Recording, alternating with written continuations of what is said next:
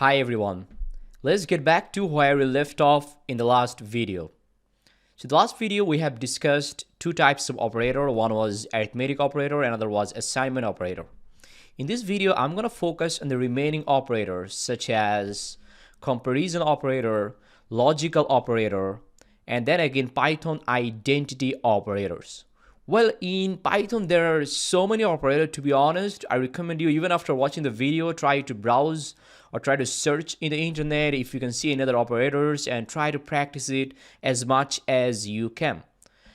Okay, so let's begin with comparison operator. So these are the symbol we have in comparison operator. Like at the beginning, we have the greater than symbol, then we have the less than symbol.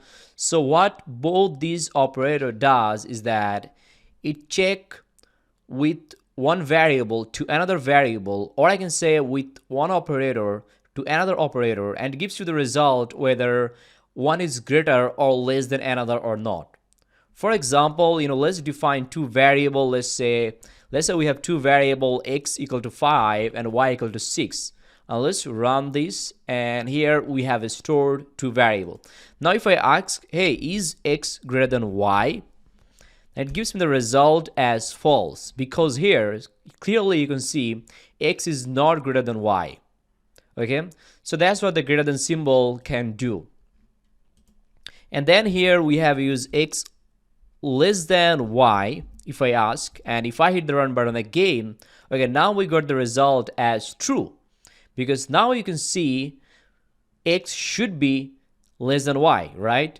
So these few operators can help you out to make some comparison. Especially, you're going to learn how to use the if else, loop, creating functions. In many cases, this type of operator can really help you out. So after that, what do we have? We have the double equal symbol. That's pretty strange, I know, like this means equal to symbol. So what it does is that it compare with one operand to another to see whether both are equal or not. Okay, so for example, for the both variable x and y, let's try this operator again. If I ask like x double equal y, and then again we're getting the result as false, because you can see here both are not equal. Again, this is something you can use later on as well for comparison or using some kind of conditions or something like that. Similarly, we have two other operators. Both are very easy to understand, like the previous one. One is greater than or equal to, another is less than or equal to. And both have kind of same use. The only difference is that it also checks in addition with greater than, like is it equal, or in addition with less than, it also checks is it equal. So yeah, that's what the comparison operator does. At next, we have the logical operator, very important one. So in common, we have three logical operators. One is AND, another one is OR, and the last one is NOT. So what AND operator does, it returns true as output if both condition is true. Otherwise, return as false. So what I'm going to do here, I'm going to try to write two conditions for you. Okay, so let me copy my code to save you time. Okay, so here I have two variable x and y. One is x for 5, another is y for 13. And let's say I want to compare one condition which is x greater than 4, another condition which is y less than 14. And at the middle I have AND. AND means both condition needs to be satisfied. So the first condition is x greater than 4.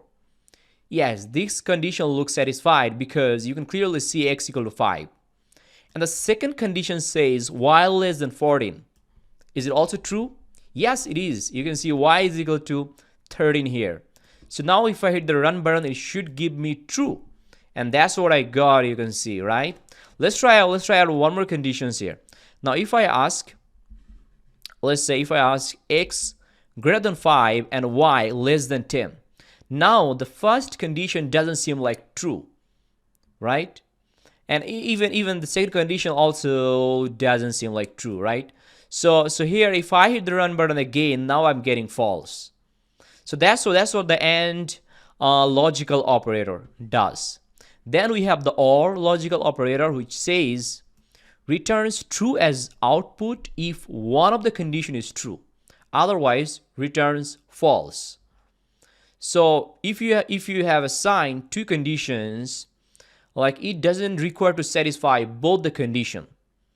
It just required to satisfy any one of the condition. So for example, if I ask, hey, is x greater than 4 or y greater than 12? Now here, looks like both the conditions seems like true. Let's make it a little bit tricky. Let's say is x greater than 6, which is not true, by the way, right? However, y greater than 12 seems like true because you can see y is 13, which is clearly greater than 12. Now, if I hit the run button again, it says true, although the first condition isn't true. So the job of OR means, either condition needs to be satisfied. At last, we have NOT, which says it reverses the result. Return false if the result is true. Return true if the result is false. So what I'm going to do here, instead of writing OR, let's write it NOT, okay? Now it should reverse the result as false.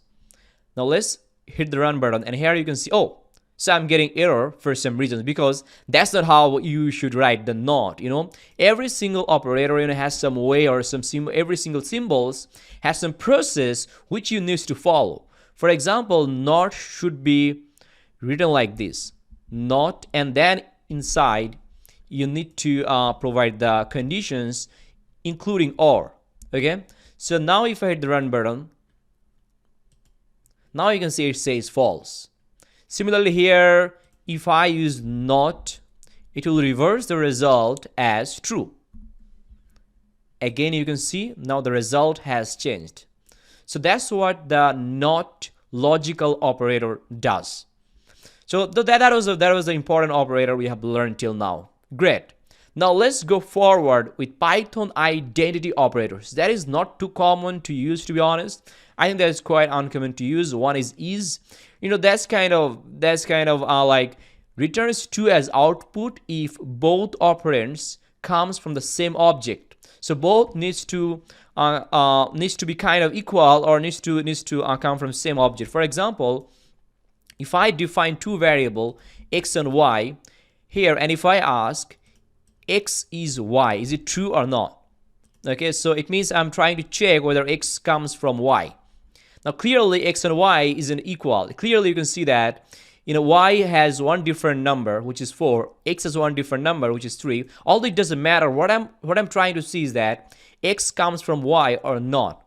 And if I hit the run button, clearly it is false. And now again we have another operator, which is not, that returns true as output if both operands doesn't come from the same object. So here, if I ask is x is not y, that means I'm trying to check whether it returns true or not. Yes, it is. Yes, it is, because x doesn't come from y. So it gives me true, right? Previously, it gives me false because it's checking the reverse things of the NOT. So that's a little bit about Python identity operators as well. I hope that you have learned a lot of operators and you're having a very good start to start your Python journey.